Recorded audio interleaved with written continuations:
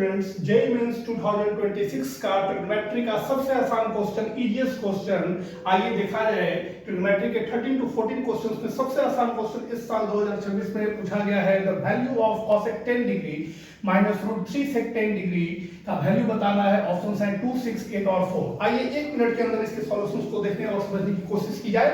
cosec 10 degree minus root 3 sec 10 degree. Cosec 10 degree is we can write as 1 by sin 10 degree and sec 10 degree is root 3 by cos 10 degree.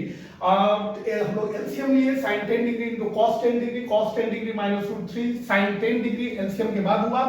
अब हम लोग एक formula जानते हैं कि sin 2 theta equal to कितना होता है 2 sin theta into cos theta.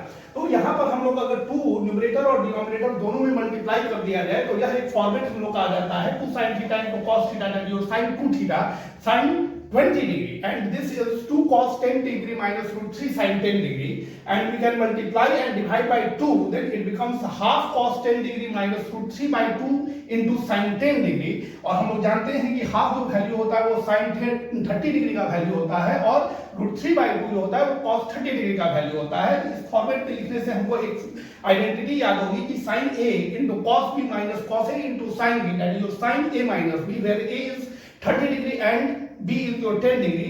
तो न्यूमरेटर में भी sin 20 डिग्री आ जाता है और डिनोमिनेटर में भी sin 20 डिग्री आता है। वो दोनों कैंसिल होकर 4 हो जाता है और ऑप्शन हो जाता है हम लोग का 4, डी ऑप्शन डी। तो ये क्वेश्चन इजी क्वेश्चन है। जेईई मेंस जो एग्जाम है वो कोई हार्ड एग्जाम नहीं है, क्वेश्चंस आसान भी आते हैं और अगर आप लोग अपनी तैयारी अच्छे से करेंगे तो निश्चित तौर पर है ना इस एग्जाम को आप लोग क्रैक कर सकते हैं।